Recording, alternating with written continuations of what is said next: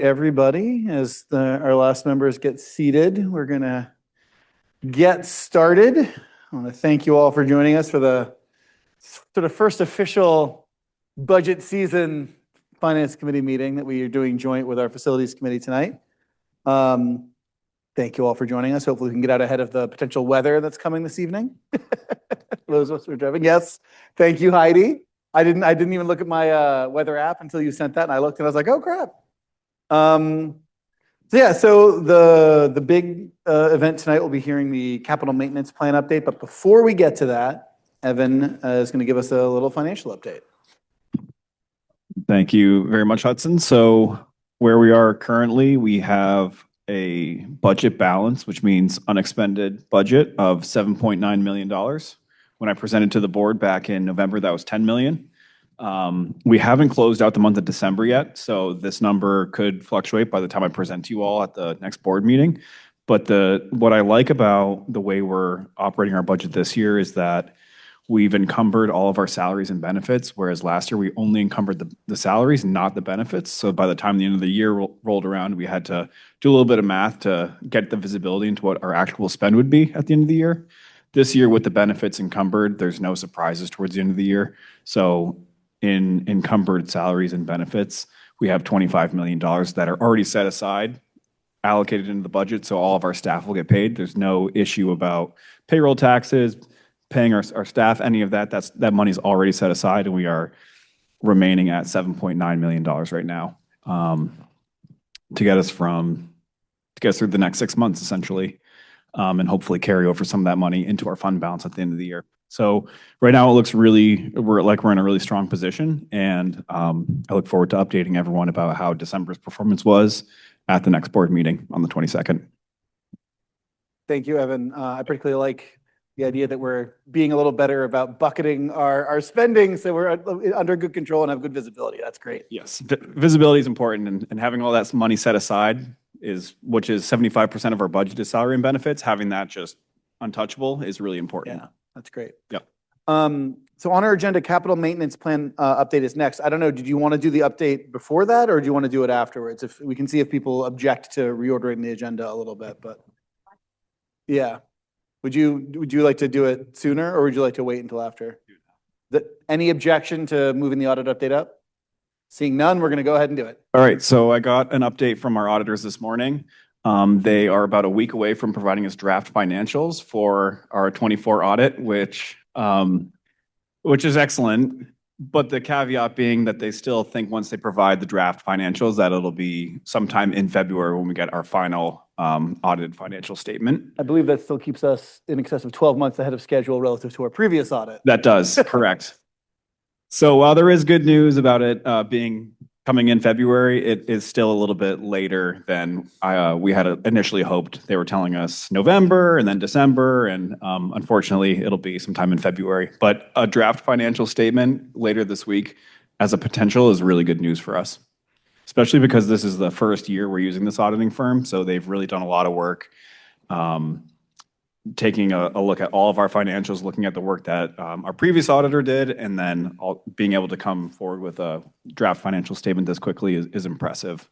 What's holding us up right now is that we're doing a little bit of depreciation work on our fixed assets, so that is what's taking a little bit of time.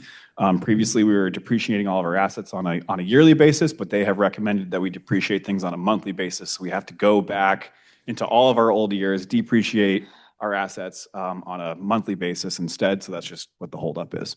So that's great. And per both Finance Committee and full board conversation, are we still on track for the auditing firm to present to the Finance Committee via Zoom or live or something along those lines prior to the Finance Committee bringing it to the full board? Yeah, Ron Smith, the owner of RHR Smith, has said that he would do any kind of presentation that works best for this board.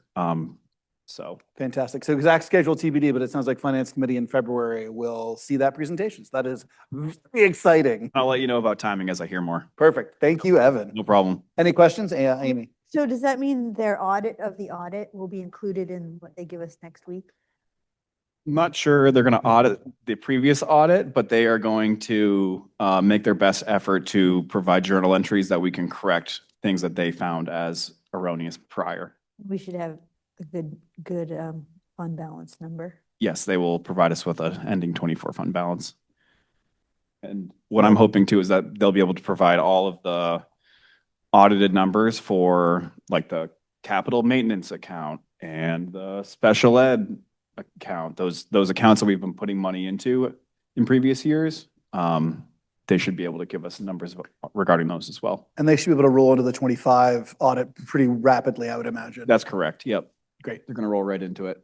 Excellent. And now that they've done all this work on the front side of this, finishing up this audit, they should, in theory, be able to do it a little bit more Yeah. quickly. So That's great. I have a lot of confidence in this firm. I love it. Anyone else have any questions or comments? All right, well, thank you, Evan, for that. I think I feel comfortable speaking for everybody. That's exciting stuff. That is exciting. Thank you. All right, well, next, Sean, take it away with our capital maintenance plan update. All right.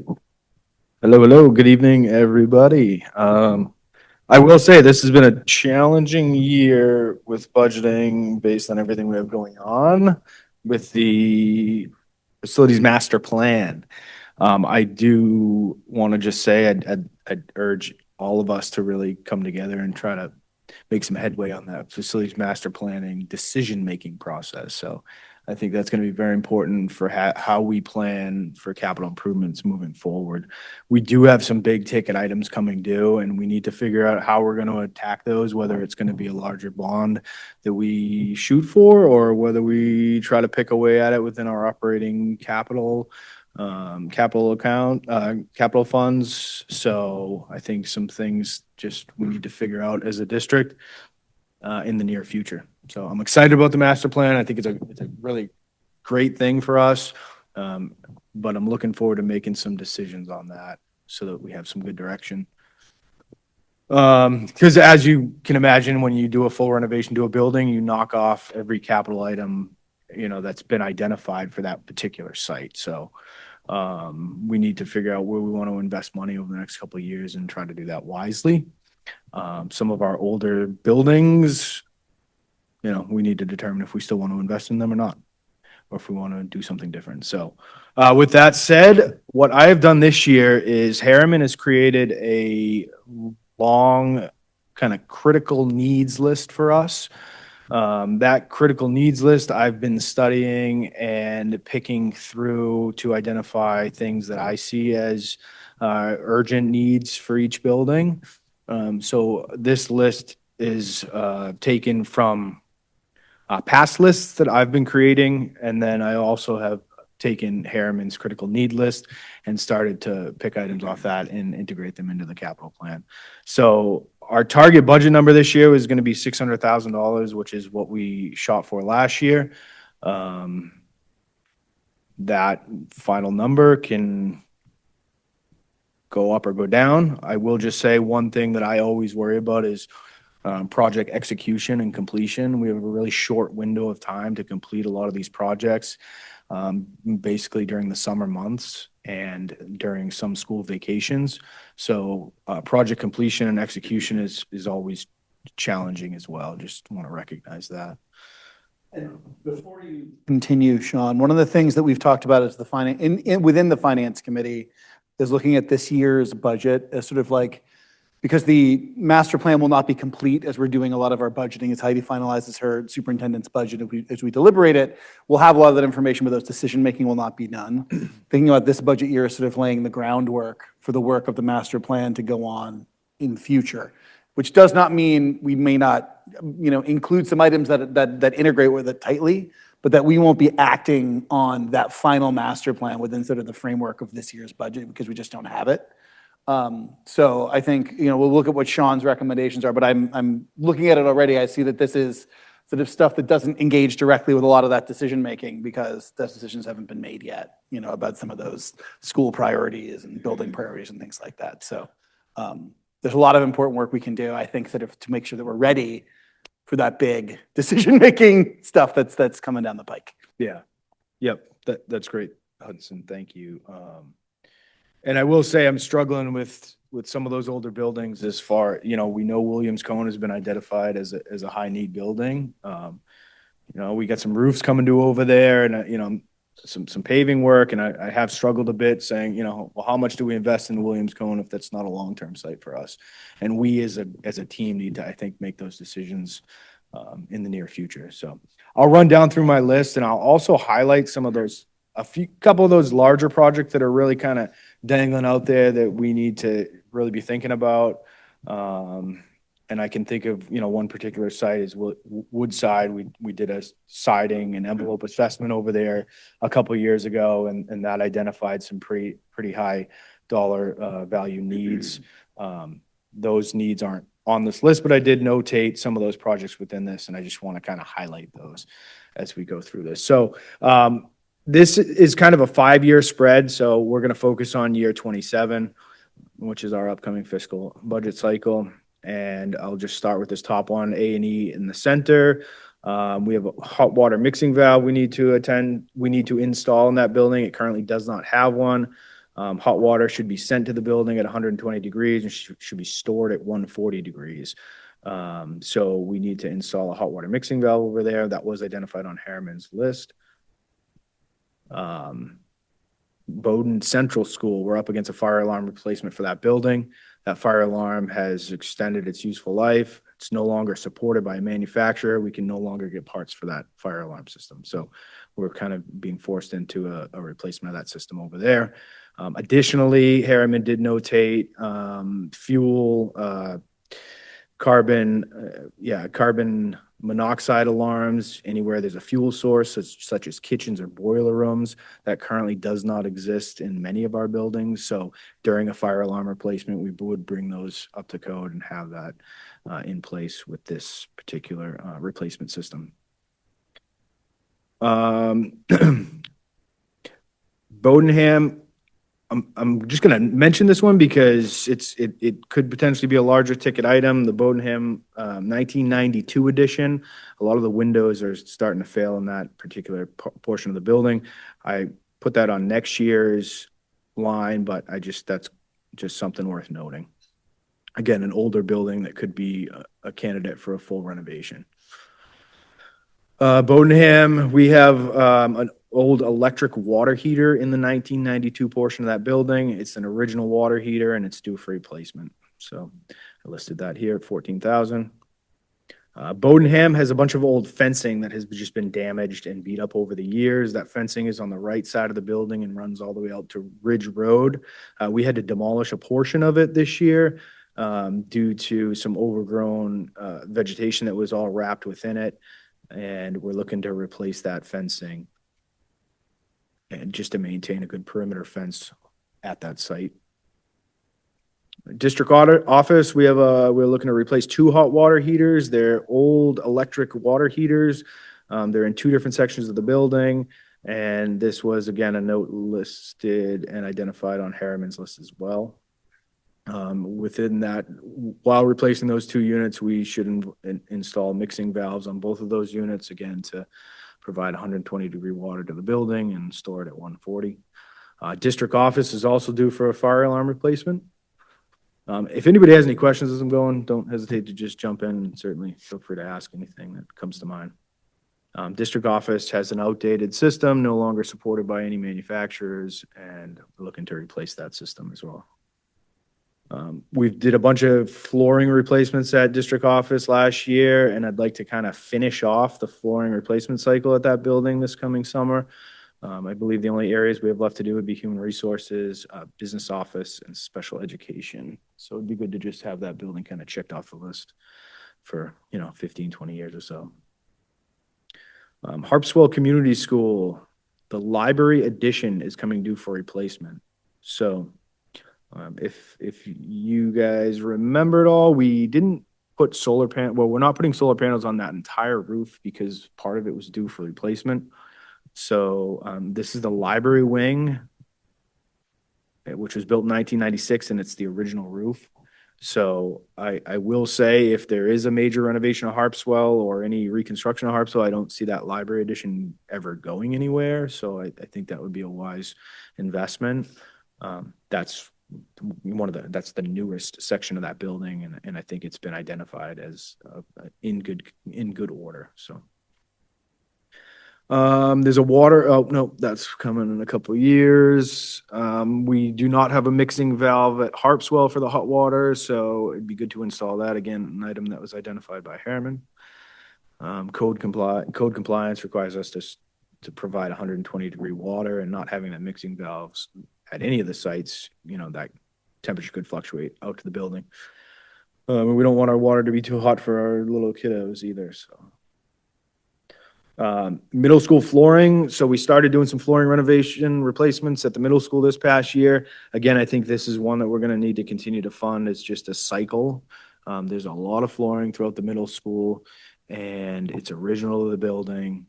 And we need to start doing sections or hopefully wings at a time over the next few years. And I think I notated last year that we would continue to see this kind of pop up on the capital plan to fund in the near future. The tennis courts that the middle school and the high school share are due for resurfacing, repainting, and some crack repair. Our athletic director kind of identified some safety concerns over there. We've been talking about the tennis courts at this particular site for a couple of years now, I feel. So I think we're due to tackle that because it's becoming a safety concern for our athletics. So one I want to notate here is the next one, which I've just notated as site and paving. So Eagles Way, from where we stopped construction at the high school up to Can-Am, is that section of the road basically in front of the adult education center is really starting to degrade. So I'm getting concerned that we're going to be forced into finishing that work over the next year or two, and that's going to be a costly project. I don't have a number for it quite yet. We would need to engage with civil engineering to come up with a design package to be able to send that out to bid. So that would potentially be a costly project. We finished, I think the construction of the high school finished just before the annex field. So we paved and reconstructed all of Eagles Way up to basically annex field, past the annex field to Can-Am in front of adult ed. I'm sure some of you've noticed we're starting to kind of wash out in that area. There's some under drainage there and some stormwater improvements that probably need to be done as well. So that's just, again, one of those kind of larger things worth noting that's coming up. Williams Cone School, I want to notate too, we did not do the roof at Williams Cone School based on the cost that came through, and I think the uncertainty of the cone building. So Harriman has identified the cone, particularly the cone, as one of our higher priority needs to address. So we paused on that roof last year, and we're going to pause again this year. I will say that we will address any maintenance needs that come up. That roof is not leaking. It's serviced each year. And it is serviceable. However, it's exceeded its useful life at this point. So the clock is ticking. And again, I worry that, we keep pushing some of this off too much, and then all of a sudden all of our roofs will be due at once. So which is scary to think about. And Williams Cone is just, again, one of those higher priority buildings that we just need to determine what the long-term use of that building is for us. Yes. Yeah, of course. Yeah. I know it seems so early, Robert.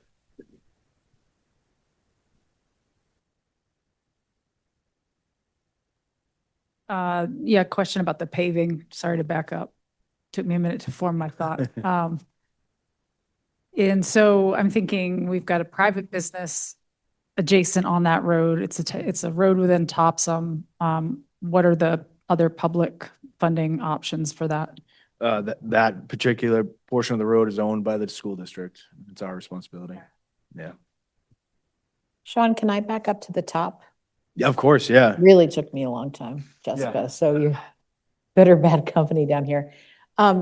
This is an amorphous question. I'm mindful that the adult education center building, obviously the center is the center.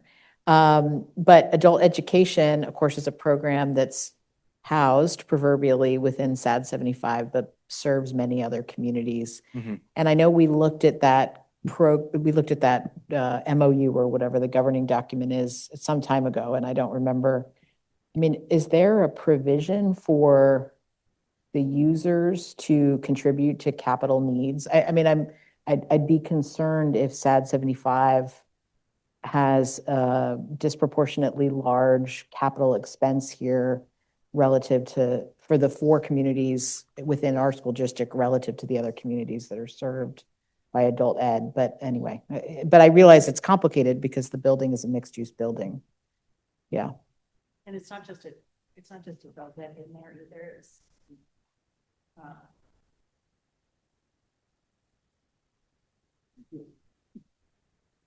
it's also Buildings and Grounds has their facilities around the backside of that. So you use a part of that as well. So, Got it. yeah. I'm not sure what my question is. I'm more just making the observation that, I mean, what, Sean, you're forecasting for 2 years out, I mean, those are substantial expenses. Through the proportionate amount that we charge to the other school districts, and maybe you want to speak to that too. Eventually, if that is part of our overall costs, that will be considered in part of our budget as well, but we'd have to look at it and see whether it's gonna, it depends on how we're also gonna pay it, but I'm gonna let Evan. Got it. Right, would you almost put some of the We bucket? don't need in to your get into the ed weeds. budget? Yeah, we don't need to get into the weeds now. I just was, thank you. That's really helpful. There it is. Just wondering about that road that you were talking about earlier, and that you said that the school owns that road, and it's not a town road, and it doesn't have any, and the Wicked Joe's place doesn't have any access to that road, just us. Just curious about that, like. Yeah, so I can't speak to deeded access. Wicked Joe's might Not have that I some mean, I'm deeded just thinking access, of the but company, yeah. yeah, it's property of the school district and owned by the school Yeah. district. And Because that's a big road. And the other thing that I wonder about is like water, like as we get bigger storms and everything, I am a little surprised that that road is standing up to that pressure, because it does feel as if it's just a matter of time before some of those big storms, right, impact those roads, and we need buses and cars and everything else. So I don't know, I was just thinking there might be some funding, like she was saying, about that, just in terms of being infrastructure for climate change or whatever, those kinds of things that, oh, grant funding or something out there. yeah, just wondering about that. That's a good thought, yeah. Yeah, I drove my daughter to middle school today, and it occurred to me that I feel like post-pandemic, a lot more parents drive their kids to school, but the same amount of buses are driving. So I think the traffic that we're seeing on a lot of our high school, middle school roads is much higher than it used to be. Which is unavoidable perhaps, but will certainly push towards increased maintenance costs now and in the future. Maybe a toll booth would be good. That is an important throughway for us. Yeah. A very important throughway. The same is true for all of our schools in the district. They're all impacted by just what you said. And we need to keep that as a conscious thing in the back of our minds as we plan ahead moving forward. But this particular site has long been on the list of need to do. So I think we ought to try and move forward at this time also.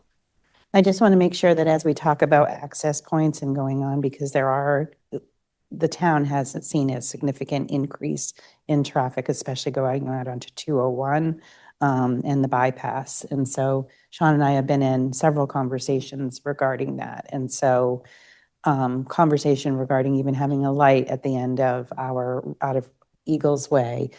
We disagree with that, but we just want to make sure there's conversations that are happening like that, and everybody has a voice in all of those types of decisions regarding access. Sure. Would that light be something we would be responsible for? If we Just decided curious. if we decided that was something that we would do, the town would not support them doing it, but it would have to come from the school district, and we've had that conversation. So that's why we're really careful about maintaining our roads, because also the road that goes from the middle school back up into where the Highland Greens are, we only own up to a certain portion of that. And one section of it is maintained or owned by a private company. And so if you've driven that road recently, it's not well maintained. So there's a lot going on around the buildings and around the access points. So. And that road, which goes to Highland Green, which obviously Highland Green didn't used to be there when that road was made. Actually, just this morning, as I was dropping my daughter off, I noticed how much traffic was coming from there. And I think a lot of people are using it to come off the bypass and come in. So I think there was a lot of traffic on that road. Yeah, and which we just want to maintain, good conversation and good relationships with the people that are supporting the ways that we're coming in and going out of places. Yeah, that road never used to be a throughway, and now it is. So I think it sees a lot more traffic than ever. Any other questions on so I'll keep going then. So, Williams Cone Roofing, we just talked about that. We've deferred that, and we will defer that again until we determine exactly what the long-term plan is for Williams Cone. So page down. So there's a few other portions of Williams Cone that are coming due, which are in a few years, but again, we service our roofs every year. We have them all inspected by a consultant, and they provide us with a good maintenance program, and we continually invest into our roofs everywhere. So if ever a critical need arises, we address it. So we will jump down. As you can see, Williams Cone has quite a few things lined up here, and we have the connectors due for a roof. Some of the original building, which is portions around the main office, is due for roof replacement soon. The 1959 addition, which is near the back of the building, is coming due for replacement. And then the panels and windows, which I've pointed out on quite a few of our site walks over the past couple of years, are starting to rot away on the Cone building. So, as well as many other items that Harriman has identified within their critical needs list. So, one I want to just stop on briefly is the Woodside Elementary School roof replacement and envelope replacement. So we did do a exterior envelope study at Woodside Elementary School. I would say it's been about 2 years now since we've done that, and we did identify some needs for that building, which was siding replacements, and the roof is due for replacement. It's currently the original roof that's on that building. We've gotten our money's worth out of it. We are starting to see areas that are becoming concerning. We can and will have our consultant look at that again this year, and if there's any critical needs, we will address them. However, that entire roof needs to be replaced within the near future. So I highlight this just again because it's, there's an option where in the facilities master plan where we, do a renovation and potentially an addition to Woodside. If we were to move forward with a larger package to the Woodside Elementary School, it wouldn't be something we would see within our capital maintenance plan. We would address it within a larger project. So this would fall off of our annual capital plan and drop onto a larger capital construction campaign for a bigger project. So we need to make some of those decisions that would help us. So make these decisions, yeah. So with that said, I'm gonna jump on down to building 376, which the boiler is basically gonna fail on us this year over there.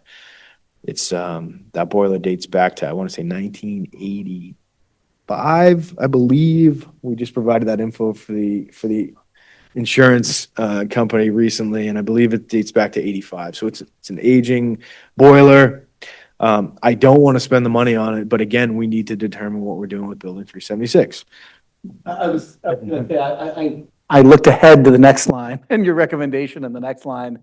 And so I'm just wondering, we need to make sure that the building is functional until such time, assuming we make that decision, but we all agree that building is awful.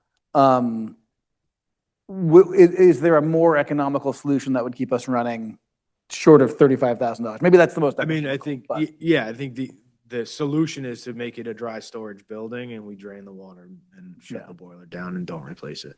Okay. We can't function maintenance operations out of there. It doesn't function well for us anyways right now, but that's the alternative. Yeah. Great, thank you. Dry storage, so. So when you say, Yeah. Can you just remind me the estimate or the ballpark for the Woodside envelope?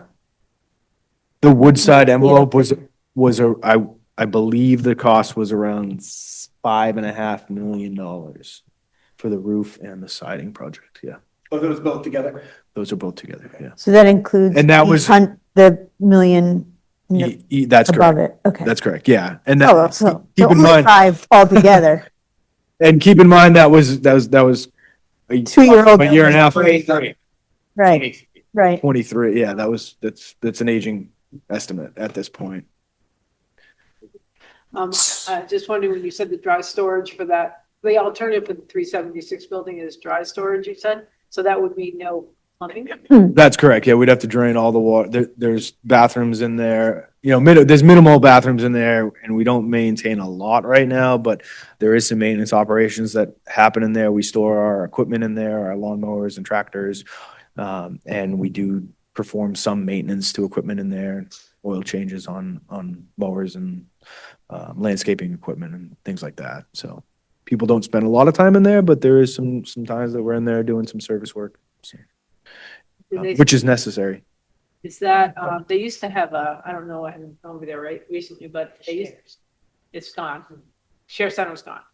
They've shut that down, right?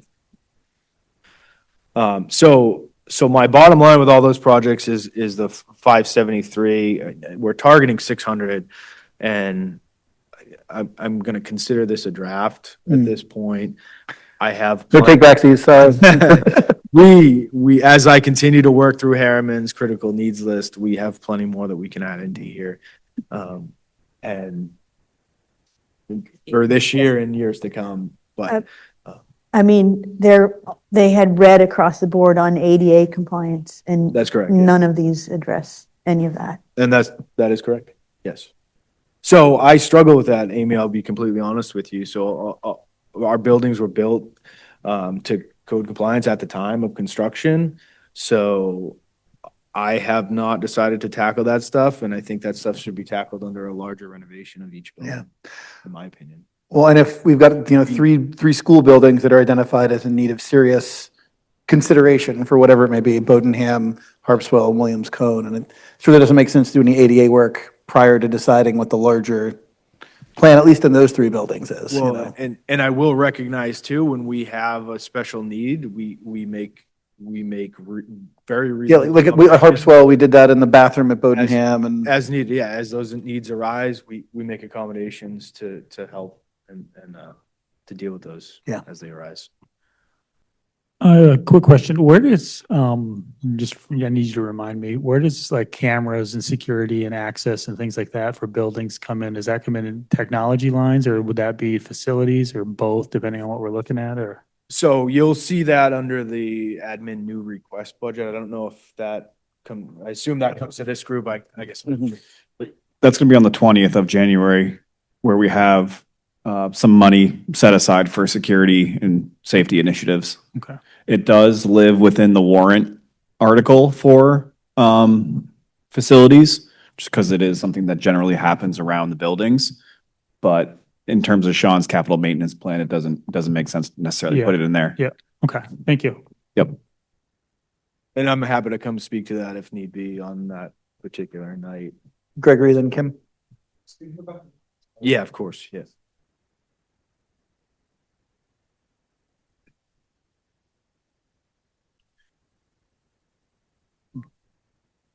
And I will say too that,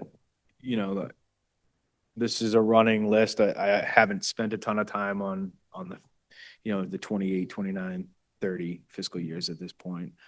But once we finalize this budget, we'll start to plug in kind of next year and see how things. Well, and given the state of the master plan too, I feel like it's smart to wait until we have all that information. Yeah. Would we do Kim, then you, Frank? Sean, I'm curious, your experience with fiscal year 26 and all the variability in the market right now. You know, the people talk about the sort of complications in predicting construction costs and all that kind of stuff. How have you found this year operationally in terms of the actual quotes and invoices that you're getting relative to the budget estimates that you put together at this time last year? Does that make sense as a question? That's a very good question. Our budget this year, I feel like has been pretty well aligned with our proposed projects from last year. Most of our projects came in within budget. And I expected our overall capital construction account as of now, without any unforeseen. Without any unforeseens, the projects that we presented last year have gone well. Great. That's awesome. Frank?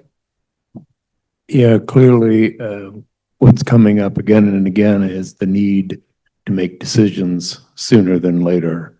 So, I would like for us to do that and do that as soon as we possibly can at a regular board meeting so that we can actually define the direction that's going to take place. Yeah.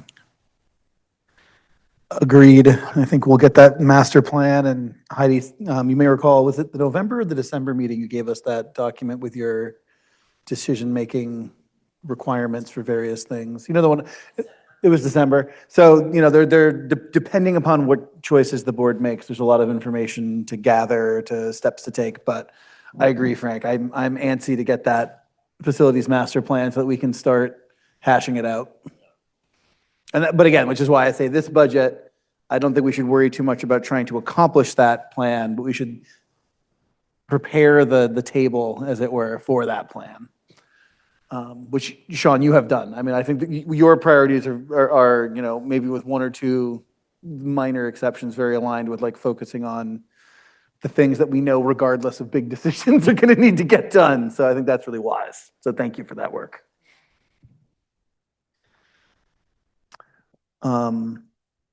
Any other questions, comments, thoughts, noodling from the committees?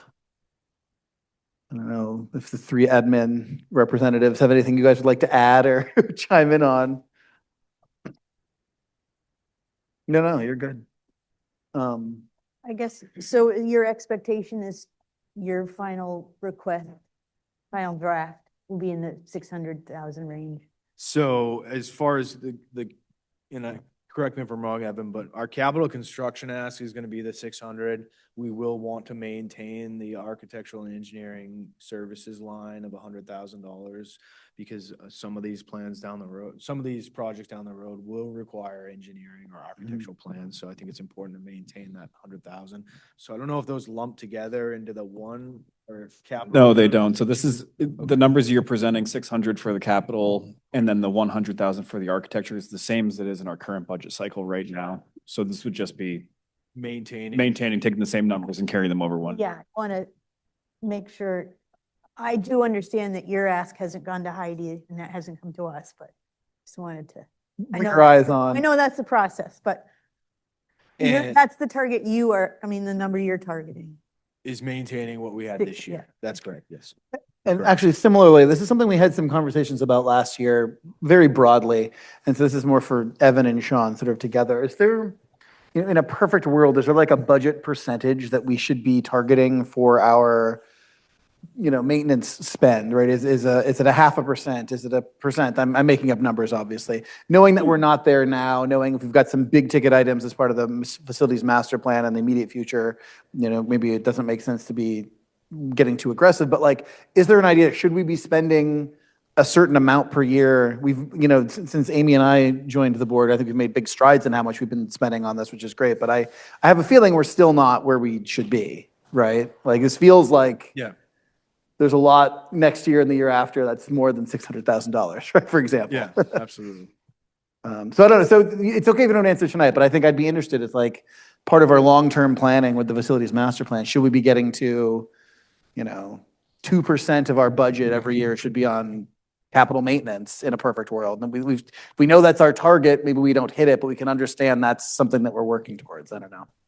Oh, go ahead, Sean. I would love to say that, and we've talked about it in years past too, is like, in my opinion, some of these items aren't capital improvements. Some of these items could be considered major maintenance. I think we also need to start to fund a major maintenance account or funding line and then a capital improvement, because fencing replacements are not really a capital improvement. And you could argue that flooring replacements aren't a capital improvement either, and they're more maintenance or major maintenance. Yeah. So I think we need to also start to build up that. That makes a lot of sense to me. And so obviously I'm not saying get that done in time for the next finance committee meeting, but I think we're doing a lot of future planning. I think this is a good time for us to think about ways that we can better set ourselves up, both for the process, to your point about how we split things apart, and what are our goals? Are there some amounts that we should be trying to target for this so that we're adequately funding the schools and not in 15 years, it's another $40 million hit to get these 3 schools who've been neglecting up to code or whatever. I'm making up an example, but you know what I mean.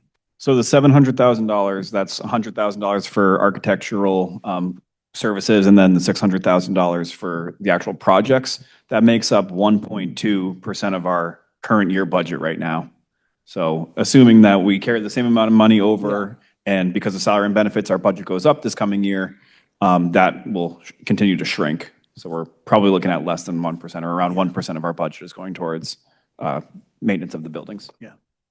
It's really important to remember that we've always had a modest amount in those lines and been very cautious about increasing them, even though there's been a need. And that's part of why we've talked a lot about the master plan and projecting out 5-10 years. This is what it's going to look like. And so what our attempt is to be really transparent, also knowing that we've minimally added money to that line every year. Yeah.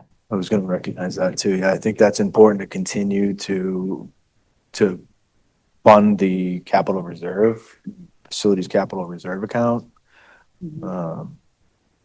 Because that's a way to pick off one of these larger projects without tapping into the operating budget and or looking for a bond. What was our contribution to that account for this year? Do you know? It's okay if you don't know off the top of your head. But We didn't put any money towards that account this year, just because of the place where our audit was. We didn't have. Well, and we had the unexpected expenses that we were doing last year around this time as well, if I recall. Yes. So, gotcha. Okay. Just curious. Yeah, that makes sense. I'm kind of, are you saying that we really need to almost create a whole separate account to drive this factor? So I believe the district set up 4 or 5 years ago an emergency or a maintenance reserve fund. Yes, we did that. And you funded that each year for maybe 4 or 5 years. I mean, I would highly recommend that we continue to do that because you could build up.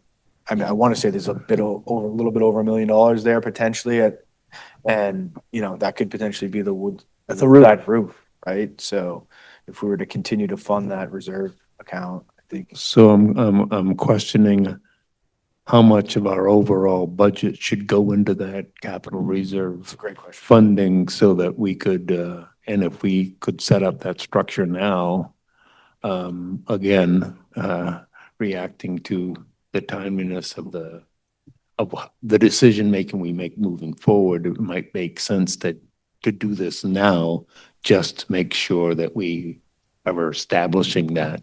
Even if we fund it at a small amount right now, at least the process is in place for another year down the line. Sure that people understand where that money comes from to set those lines up, though. And when we're talking about that, and correct me if I'm wrong, But I think I'm accurate on this, is that when you have a fund balance, you can the next year take money from that fund balance and set up reserve lines through a process and what you're doing is reducing your actual requests that you're asking from the community regarding funding, but you're still taking it. So like if money's left over this year, say $10 million, and we say we want to set up a reserve line to reduce next year's budget, that takes it out of the fund balance and puts it into those reserve lines. So it's not, so I just want to make sure people understand that and hear that. Because yes, it's a good idea. And then there's a whole process that you have to go to in order to set those lines up. Yeah, that's correct. So I was looking to see if we put anything in this year's warrant paperwork regarding transferring money into the capital reserve accounts. I'm just looking through right now. Well, you look, Jessica had her hand up. Yeah, I think I remember from the budget season last year, but not crystal clearly, that there was definitely some reserve from previous years, and we ended up using some of that surplus in some way to keep our budget lower this year. And that's the overall fund balance is what often that is, where we Right. pull 2.67 million, something like that. 2.75 that we did for exactly that Yep. purpose. So that's the That's what I'm general thinking. fund balance as opposed to Right. a reserve account. And so we're talking about essentially not doing that, but setting up a reserve for capital improvements. Right, which we have, and just sort of making sure we're directing contributions directly to it. We have a couple of those. We've got one for the turf field, for example. We've Yep. got a reserve. So we have a fund balance, which is the unassigned fund balance, meaning it's like the bucket of money that sits there that's left over from the previous year. And when you have a reserve fund, they're in there for targeted purposes. And so capital maintenance is a big one. Remember, a few years ago, we put $100,000 to hold it for the out-of-district placements of students. So we put in there for special education, but it has to go through the budget process. It has to be voted on by the public, and then you set those up. And then afterwards, you're supposed to use it for specifically what you've targeted it for. The Orion meeting is where that gets approved. So two different things. Yeah. But coming from the same pots. Same kind of idea. And I just want to close out with definitely seconding what you said, Frank. I think that for this budget cycle is a really good idea, especially with all the ambiguous stuff coming up, but it's going to cost a lot of money. So we know that much.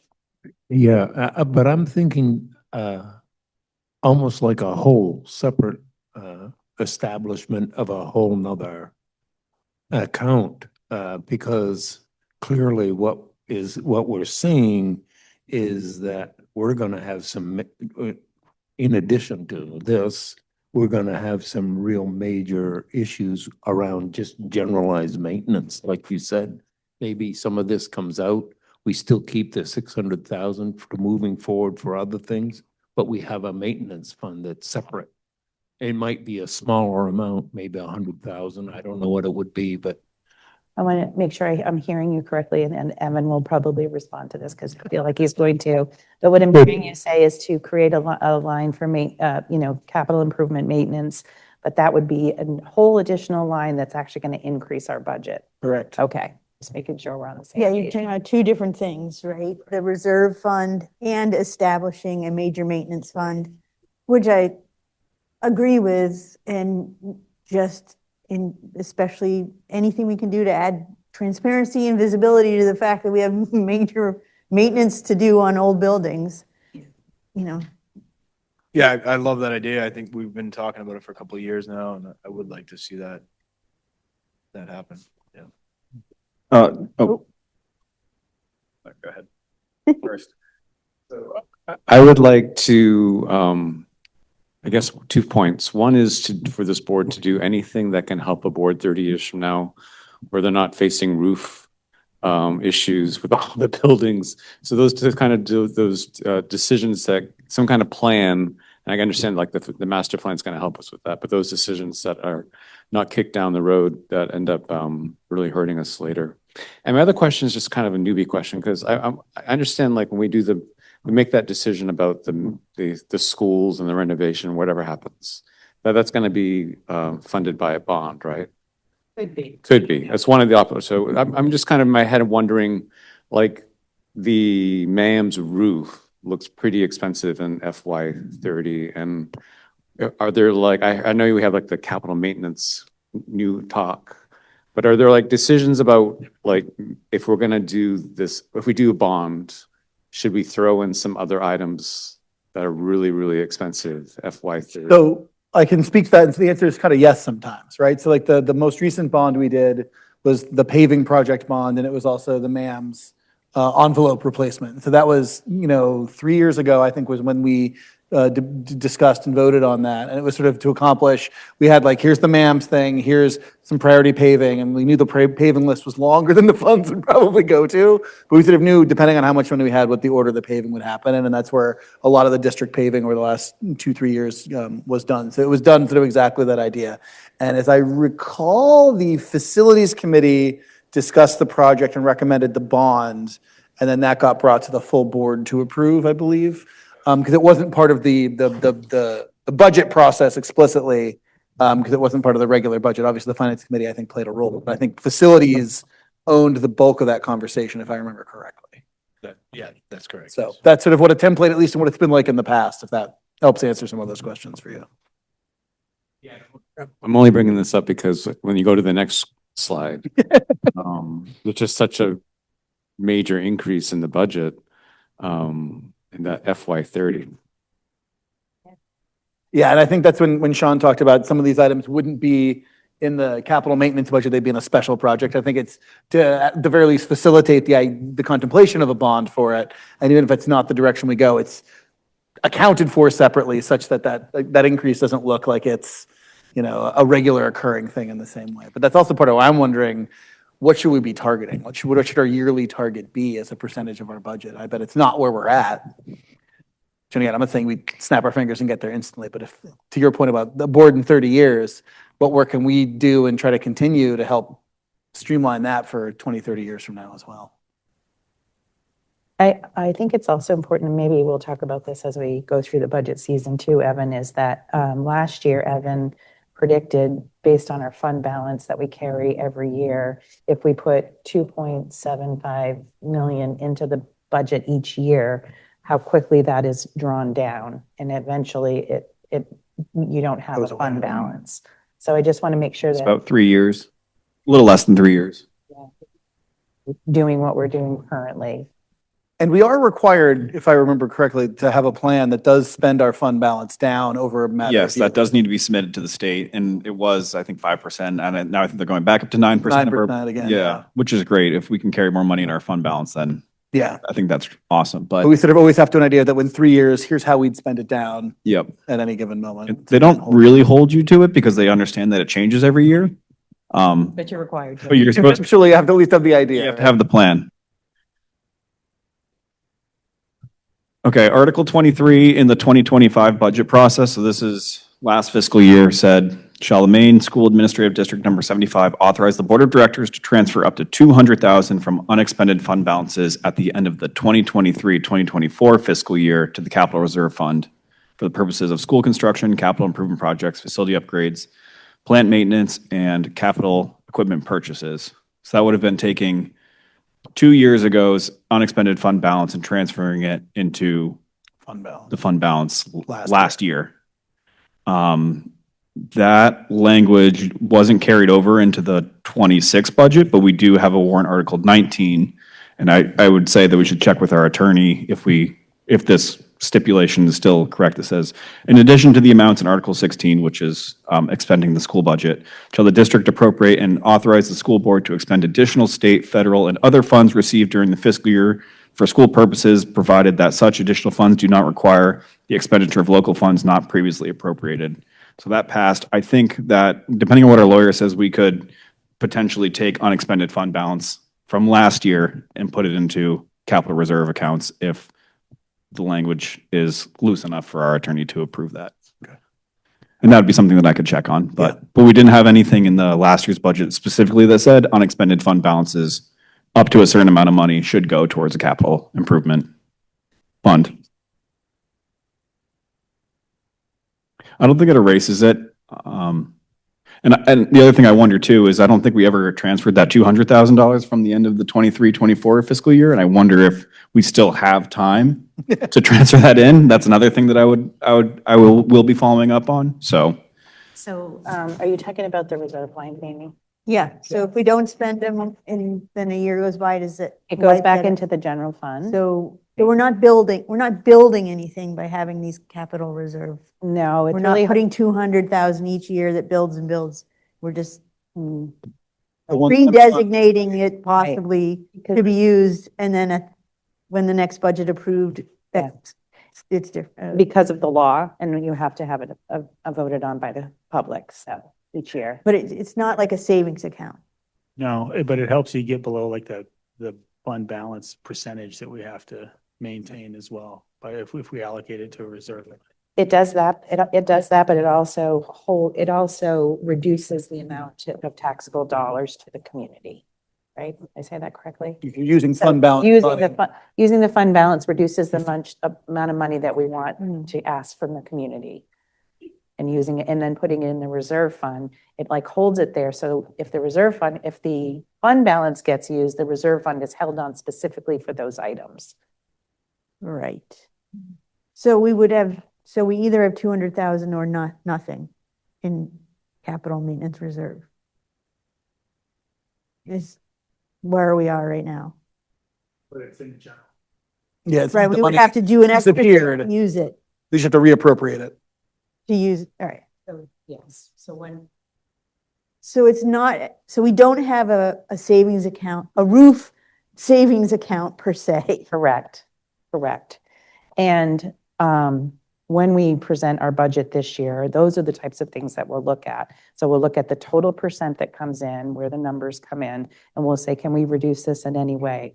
The amount that the taxpayers that we're requesting from them. So then we'll look at the general fund and say, when we need a roof, are we safe enough to take out 1.7 million to fix a roof over the next year out of our fund balance into our reserve line, and then the reserve line holds that for that year. And if we don't use it, I do believe it goes back into the fund balance.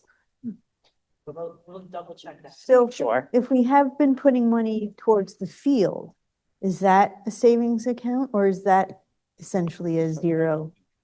Yeah, my understanding is that once it's appropriated, it sits in that separate account. Okay, so that's a different animal. Yep, That really is a savings account. I believe so, but we'll be checking. Good question. He knows the numbers, he'll look at it. You can forecast budget well. Things out when you know you're going to have a big year like fiscal year 30, for example. You can back it up a few years and say, let's set the money aside. Let's appropriate that money now. We can absolutely start talking about that long-term planning. Because it'd be great if the interest were accruing for us as opposed to being payments we had to make for a bond, for example, right? So Right. to whatever ability we are able to start setting money aside and putting it in an account, I think that we should investigate that for sure. Yep. And I'm sure there's restrictions and requirements, but we should look at it.